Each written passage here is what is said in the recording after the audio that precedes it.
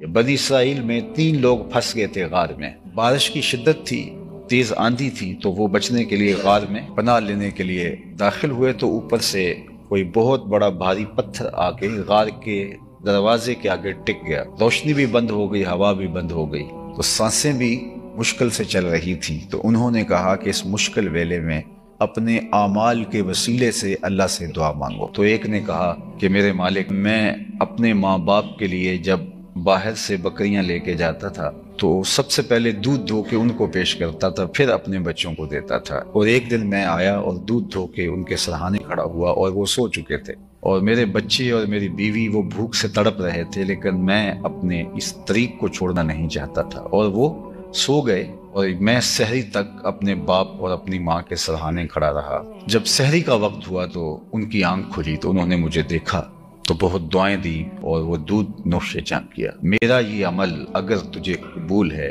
تو اس پتھر کو ہٹا دے۔ تو پتھر تھوڑا سا ہٹ گیا اور ہوا آنے لگی اور سانس چلنے لگی۔ دوسرے نے کہا، اللہ، میں اپنے چچا کی بیٹی سے بری نیت کے ساتھ اس پہ قابو پا لیا تھا، یا کوئی اور خاتون تھی اور وہ مجبور تھی، اور جب میں بالکل اس بات پہ تیار تھا کہ میں اس کی آبرو ریزی کر دوں تو اس نے مجھے کہا اللہ سے ڈر، تو محض تیرے سے ڈر کے میں نے اس کو چھوڑ دیا اور اس کی ضرورت بھی پوری کر دی، اور اگر یہ تیری رضا کے لیے عمل ہے اور تجھے قبول ہے تو اس پتھر کو ہٹا دے۔ تو پتھر اور سرک گیا، لیکن ابھی نکلنے کا راستہ نہیں تھا۔ تیسرے نے کہا کہ مالک، میں کوئی کام کروا رہا تھا تو ایک مزدور کسی وجہ سے چلا گیا اور اس کی مزدوری میرے پاس رہ گئی۔ میں نے اس کو بہت ڈھونڈا، لیکن بہت زیادہ ڈھونڈنے کے باوجود وہ مزدور مجھے نہیں ملا۔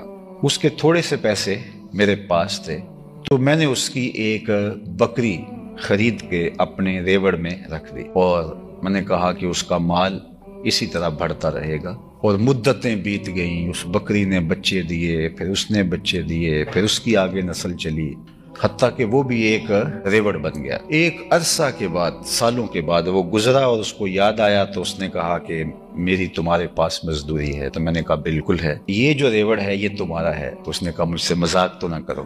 تو میں نے کہا نہیں، یہ تمہارا ہے، میں نے تمہاری مزدوری کو کام پہ لگایا تھا اور آج یہ ایک ریوڑ کی شکل میں ہے۔ تو میں نے اس کا شکریہ بھی ادا کیا اور وہ ریوڑ اس کے سپرد کیا۔ یہ عمل اگر تیری رضا کے لیے تھا تو اللہ اس پتھر کو ہٹا دے۔ تو وہ پتھر پیچھے ہٹ گیا اور یہ تینوں لوگ غار سے باہر آ گئے۔ صحیح حدیث ہے، بنی اسرائیل کے حضور نے واقعہ بیان فرمایا۔ تو یہ عمل کے ذریعے سے اللہ کی قربت اور اللہ تعالیٰ کے حضور دعاؤں کی قبولیت کا ذریعہ ہے۔